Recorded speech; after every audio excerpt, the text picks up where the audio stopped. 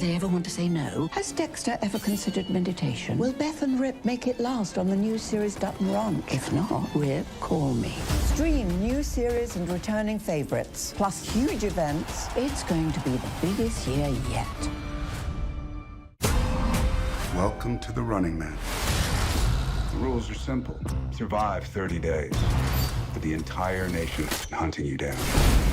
The grand prize, $1 billion! Win this game. Change your family's life forever. Hunt him down!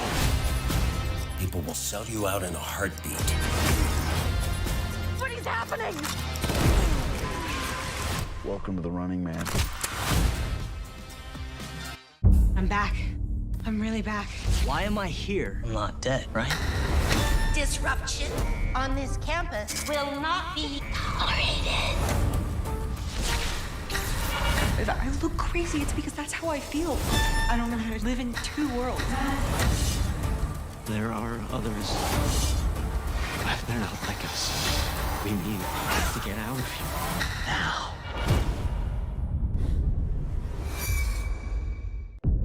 Open your eyes. Paramount Plus has a mountain of movies. Wow. New movies. Timeless movies. Guys who are running out of time movies. So get in on the latest blockbusters. Trust me. And we live the moments that get you every time. And that's all I have to say about that. A mountain of movies, now streaming on Paramount Plus. Breaking World Cup news coming in. U.S. men's national team striker Flo Balogun's red card one-match suspension has been suspended by FIFA. The red card was received during the round of 32 match against Bosnia and Herzegovina and would have caused the striker to miss out against their upcoming match against Belgium. So Balogun is now available to play in tomorrow's match. FIFA issued the following statement, which reads in part, in line with Article 27 of the FIFA Disciplinary Code, the implementation of the match suspension is suspended for a probationary period of 1 year. If Balogun commits another infringement of a similar nature and gravity during the probationary period, the suspension shall be revoked and the sanction enforced without prejudice to any additional sanction imposed for the new infringement. Mike Lahoud is here to discuss. Mike, this is crazy, isn't it? Obviously, this is amazing news for the U.S. men's national team, but what's your reaction to how we got here? I mean, Poppy, my mind is blown right now, and I think every single person tuning in, every single person hearing this news, you and I had the same reaction. Our jaws are on the ground because I've never seen anything like this happen in our recent memory at a FIFA World Cup. This is, in my opinion, the biggest off-field decision, the biggest off-field news at this World Cup, and one of the biggest ones in the history of the game in the VAR era. So there's two schools of thought in this for me. If you're a U.S. soccer fan, as you said, or U.S. football fan, you will be over the moon. Because for me, Flo Balogun has been the best player for the U.S. men's national team. But this is dangerous territory for me. In the beginning, I've always said this, it was never a red card. Yes, you could argue dangerous play, but common sense tells you that never should have gone to the monitor. I stand by this. They got the call wrong from the beginning. But now this is where it becomes dangerous, because if you can make this call, I'm saying this as a neutral, not as someone who's an advocate for U.S. soccer. If you make this call, I'm curious what other calls FIFA is willing to make in the knockout round of the World Cup. We've got loads of reactions coming in for you. Let's just welcome in Paul Tenario, who's with the US men's national team amidst all of their camp and training. Paul, good to see you. What is your reaction to this, and what are you hearing with the latest as everybody's timelines are flooded with information? Yeah, I mean, quite a surprising morning, to put it lightly. You know, we found out basically on our way into training, as the players did too. They were on the team bus when they found out the news, and so it's just been kind of a scramble and a reaction to that. Since then, you know, I'm still reporting, The Athletic is still reporting, talking to different sources about how this decision was made. But we can say that U.S. soccer was involved in the process. And obviously, we've also seen, you know, numerous other sources coming out and kind of speculation about what could have been involved here. But it's huge and surprising news, and the players are talking about how surprised they are. They really did not know until they were on the team bus on the way in today. Paul, this is significant. As I said before, this is one of the biggest news I've seen off the pitch at a World Cup in recent memory. What's been the mood, not just amongst the players who you alluded to, but amongst staff? And have you been able to talk with Mauricio Pochettino? Pochettino did not come over to where the media were. Chris Richards and Alex Freeman, Christian Pulisic all came over. Obviously, all of them in very good moods. There's kind of a light spirit to the group. It's nothing super celebratory that you see going on. In fact, in every other way, it kind of feels business as usual. You know, when we were out there, the players were just kind of walking around. Some players are doing some stuff to prepare for practice. Other players are just kind of hanging out as they do every other training session. So it wasn't like we saw, you know, champagne bottles being popped or anything like that. Like, I was kind of surprised that the mood in general seemed very calm on that side of the field. On the media side of the field, it was complete chaos. Everyone's scrambling around. And I think a lot of the staffers were also scrambling to be able to kind of communicate to us what was happening. But yeah, like, you looked across the field at the players and it was kind of very calm. And Chris Richards said, business as usual. We've been training all week like it's the same. Obviously, Christian Pulisic said we've tried different tactical looks as well, but it's business as usual no matter who's playing. Really interesting, Paul. You said US Soccer is involved. Obviously, we've seen the White House tweet out as well. What is the involvement with US Soccer? What's the latest you can tell us on that front? Well, what we can say is that they were involved in the process. For sure involved in the process. Now, we have not been able to confirm the White House's involvement to this point. Obviously, we've seen what you guys have seen, which is President Donald Trump put out thank you to FIFA for doing what was right and reversing a great injustice. But beyond seeing that statement from him, we haven't confirmed anything official, at least from US Soccer or the White House, involving, as far as it goes, their involvement in this decision. Paul, I'm just trying to wrap my head around this, and I think Poppy and I are in the same school of thought. We've never seen this, right? When you look at moving forward, how big and how seismic of a shift now is this in terms of rules, in terms of FIFA going back and making rulings like this? Because I still stand by this. This is very dangerous territory. As much as I want to say it's a big win for the U.S., this opens a potential Pandora's box, no? Yeah, I mean, what I've been interested to see is that my reaction for my friends who are American fans on social media, they don't care, right? They're like, we don't care if this is a bad look. We don't care. We're happy with the decision. We're going for it. We're celebrating it. We're good with it. And then there's pretty much the everyone else reaction, which is like, this isn't good. This is setting a bad precedent, which it is. How did this decision get made? How transparent is FIFA going to be about how this decision was made? Obviously, we saw that a decision was made before this World Cup with Cristiano Ronaldo to suspend 2 games of his 3-game suspension. This feels somewhat similar to that. When is FIFA going to be picking and choosing how to make these decisions? The difference between the Ronaldo one and this one is Balogun isn't going to serve his red card suspension. Ronaldo did serve that first game of the 3-game suspension. So, yeah, certainly something interesting to talk about how this influences what FIFA's role is in on-field discipline going forward. So true. So well said, Paul. Thanks so much. We'll see you soon. Speaking of all the ruling, now we're going to welcome in our Christina Uncle, our rules expert, to try and break this down for us. Christina, good to see you. As Mike said, it kind of now brings out Pandora's box, doesn't it, with what we'll see maybe in the future. What can you tell us from the rules perspective? Yeah, and I think too, you guys hit, and I'll hit on the Pandora's box, but for everyone to understand, and I want to, make sure this distinction is important, is that the referee's decision was not overruled. So all the prior analysis that you got from whether it's referee analysts, whether it's from tournament, even FIFA officials saying that it could not be suspended, that is still true. The suspension still exists. To your point, Poppy, as you stated, Article 20 is what's suspending the suspension, and it's not exactly the same as, Ronaldo's suspension that everyone's talking about, because that was due to violent conduct leading into the World Cup. This was a suspension, or the red card that was given during the tournament, which comes with an automatic suspension according to the rules. And why that's important, because this is a case of first impression. This isn't the first time we've seen it. And the argument isn't whether or not the FIFA Disciplinary Committee has the ability or the discretionary opportunity to do this. They do have the power and the authority to do this. The question comes back to, and Mike, I think you alluded to it, why did they do this? What is the transparency to it? What is the process to it? What's the explanation? What are the circumstances? Who can do this? When can you apply to do this? So now you're refereeing the game, and now re-refereeing the VAR decision, and now you're re-refereeing the sanctioning decision. Like, at what time do we stop the re-refereeing of everything? And that's really where the question and the communication comes from. And when there's no explanation from FIFA's disciplinary committee,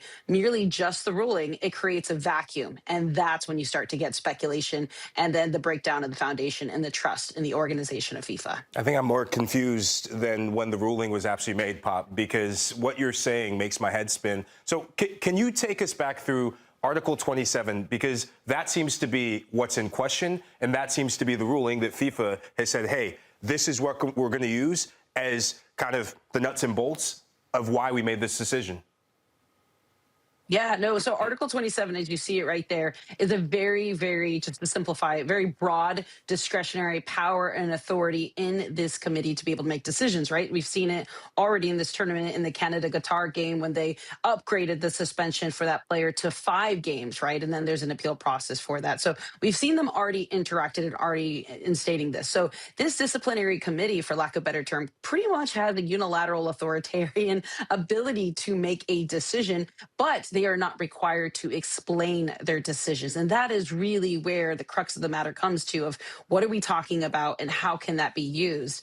So their broad discretion allows them to be able to impact this. They're allowed to make decisions that one would, you would consider, and you can kind of speculate, okay, so in this situation, and once again, I hate to use the word speculate because we're doing journalism, but at the end of the day, what can they be using this for? They're going to say, is it something that's very, very unfair, in the respect that if the entire world has determined, and we all agree that this should not be a red card. I mean, there's still some people who don't think so, but we lean to the side that that should have been yellow card.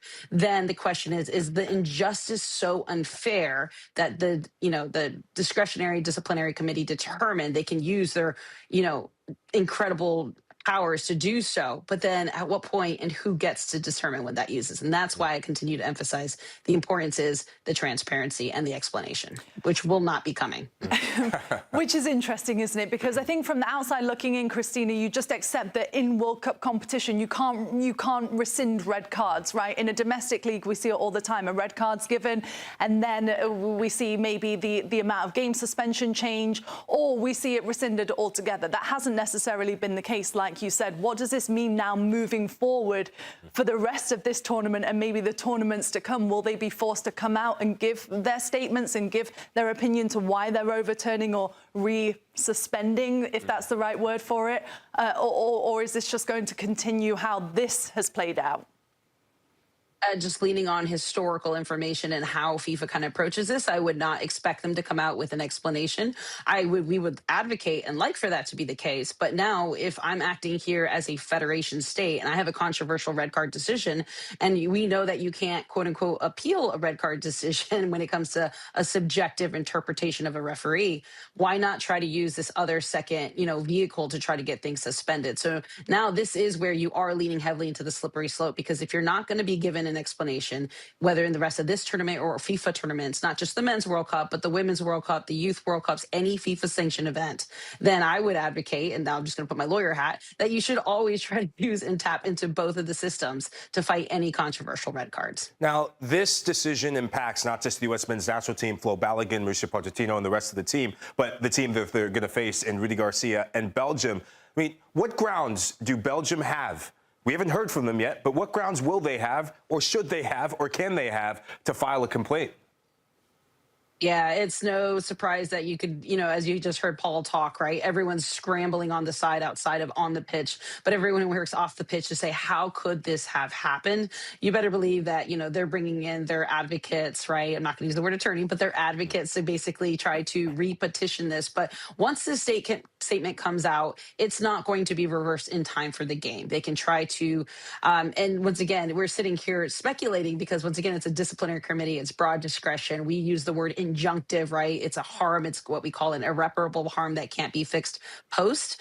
I know, sorry, there's a lot of big words, but at the end of the day, like if you're Belgium, you're sitting here, you're filing a complaint, but you should operate on the basis that you don't think that this is going to be overturned in time for the game. You should begin to prepare to play with Balogun and how your system is going to be set into it. And this is going to be something that is bigger and beyond than just the upcoming game, but it's going to continue. You'll see some of this discretion, and hopefully we, whether or not that comes out in CAS, which is the arbitration of sport that is held in Switzerland, that's where these types of decisions can end up going. If they don't determine it within, that's where I do think that this could come with Belgium in the future if there is no answer given to them, that it's a fair answer.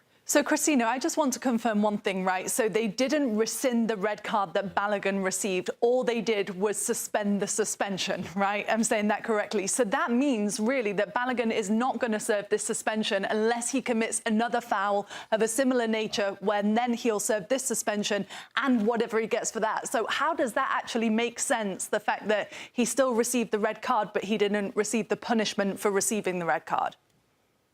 It doesn't make sense, Poppy. Let's just say that is the most simplest side of it. It doesn't make sense. And then that's where Article 27 comes in, saying we have the ability, the rights, and the powers to kind of create what we need to create and not explain it. And that is the grave concern here. Doesn't make sense when you don't have logic, when you don't have consistency. And this is coming from a referee. Everyone always argues for referees to be consistent. We also need the judicial process, or at least the process within FIFA's governing body, to be consistent. So we here as media, as fans, as predictability, aren't sitting here saying, what just happened and is this even possible? And right now FIFA's saying it's possible and you better accept it. And that's where the major concern comes from. Interesting. Okay, Christina, thanks so much. We appreciate the breakdown. So that is all the kind of behind the scenes for FIFA and the rules implemented. What it means for the US men's national team is happy days. And Charlie Davies is going to be more than happy now, because, Charlie, this means Flo is available for tomorrow night's match. How big is this for Pochettino's side? Poppy, when I saw this news come through, I thought it was a joke. I thought it was a prank.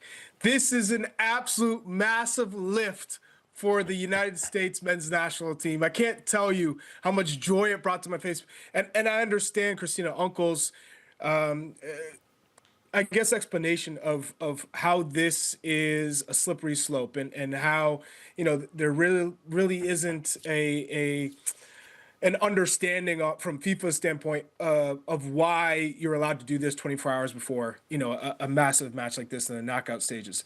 But I will say, hearing from a number of people across this country, that shouldn't have been a red card. And coming from me personally, that's never a red card. In this game, that is never a red card challenge. And by the way, the referee on the field, who actually saw the challenge, witnessed the challenge, did not even deem it a yellow card offense. So for VAR to intervene, for me, they're re-refereeing. It's never a red card. We never want to see that play be issued a red card in general. So in the end, justice wins.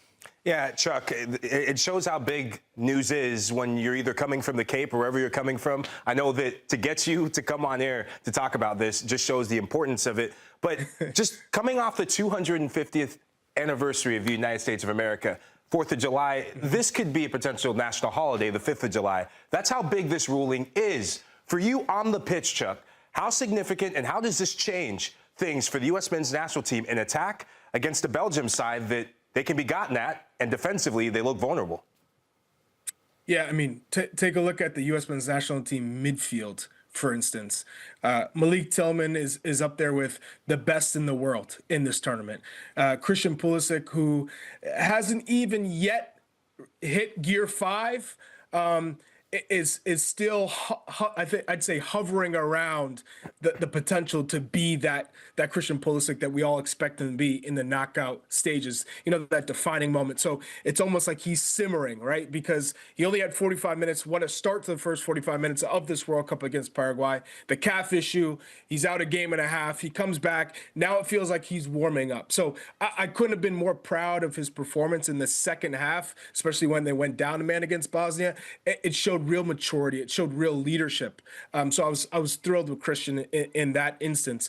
Tyler Adams has been phenomenal from minute 1 to this match heading up against Belgium. I absolutely love everything he's done for the U.S. men's national team, setting the tone, covering all the cracks. If there have been some leaks in some of these performances, Tyler Adams cleans everything up. Just a phenomenal player. And then Weston McKennie, what can't we say about him? He's played every single match for the U.S. men's national team in this World Cup, box to box, in terms of line-breaking passes, up there with the best in this tournament. So I'm thrilled.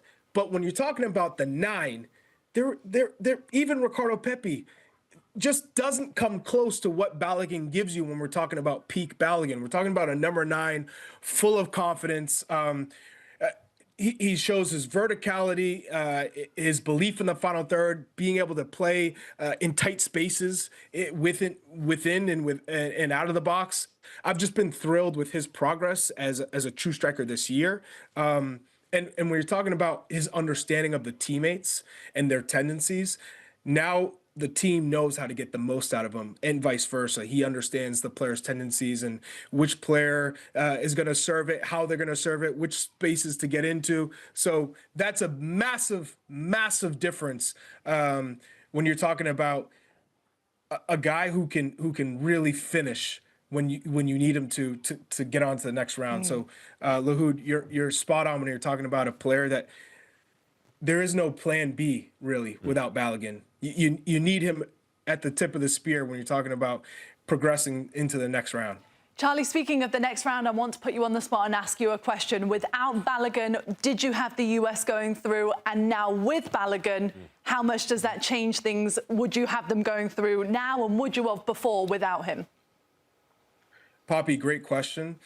I had the US beating Belgium without Balogun. I don't think Belgium have been convincing. And Lahoud, you've seen just the, I don't want to say demise, but definitely an aging Belgian side that it's almost playing without the energy and without the clinical side of things that we've normally been accustomed to seeing from Belgium. I look at Lissandro Trossard, who's their best player at the moment, and you know, we kind of know what Trossard can give you, but with Lukaku, who can't give you more than 60 minutes, let alone a start, you know, he just can't move.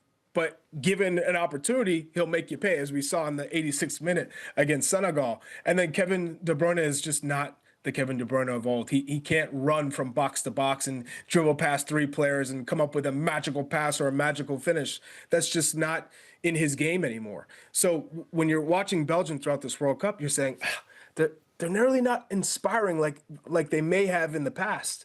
Whereas the U.S., it feels like they're just getting better, and they've played different types of games, and they've managed to figure out a way to one, get a result, but also to neutralize the opponent in whatever strength they have. So I will be full of confidence, Poppy.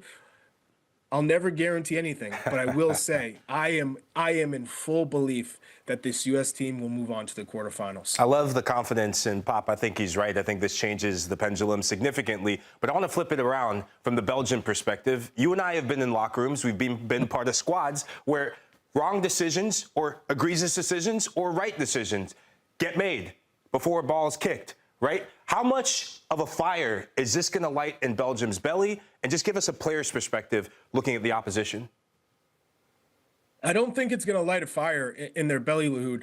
They're just trying to prove a point that they can get to the quarterfinals, they can get to a semifinals, but they've been uninspiring. So you're thinking about, okay, when can we flip that switch and be the Belgium that everyone knows us to be? And that means, you know, a Tillemans and an Onana and a KDB thriving in the midfield and dictating possession and tempo. We just haven't seen that. They're a team right now that, for me, they'll give you chances, and we know they have quality, but defensively they can be exposed. We saw that with Senegal on multiple occasions. So that with Egypt on multiple occasions. We even saw that with New Zealand. And so when I look at this team with Belgium, sure, they'll have a point to prove. Sure, these are a lot of these guys' last chance at playing in a World Cup. So you obviously want to go out on a positive. But when you know that the U.S. is getting their difference maker back, it gives the U.S. an emotional boost, and it also puts Belgium in a weird position because they're saying, oh, well, the focus goes from let's just do our thing to why do they get that advantage? Why does Balogun get to come back in? He got a red card. He shouldn't be allowed to play, regardless if they think it's right or wrong. So now you're forcing Belgium to start asking these questions, and it's a distraction rather than, you know, something that you can rally against and get, hey, it's FIFA against the world. It's everyone against Belgium. Let's use that mentality. So if anything, Rudy Garcia, the manager, has to be a little bit better with his decision making, has to get these guys playing on the front foot and not so much sitting back and defending and looking to counter, because That may have worked against Senegal and just, let's say, in the last 10 minutes of the game, because Senegal botched their tactics and should have kept the pressure on Belgium. I think when you're looking at Mauricio Pochettino and how he has motivated these guys, how he has pushed these guys to go beyond what they thought they were maybe capable of, I think they're going to continue to put the pressure on Belgium, and they're not going to revert just to defending and trying to protect the lead and allow Belgium to enter into the final third and serve balls in the box for Lukaku. Chuck, I hope so. Love it. And guess what? I cannot wait to see you on match day, because we are heading to Tennessee, everybody, to Nashville. Make sure you join the Call It What You Want boys and myself. We will be there in Nashville, ready for kickoff. All the build-up, halftime, and post-match reactions for the US men's national team, with Flo Balogun taking on Belgium.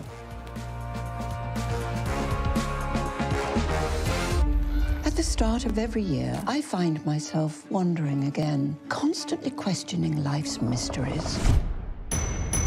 Could I make it in the UFC octagon? When Jeff Probst asks survivors, ready? Do they ever want to say no? Has Dexter ever considered meditation? Will Beth and Rip make it last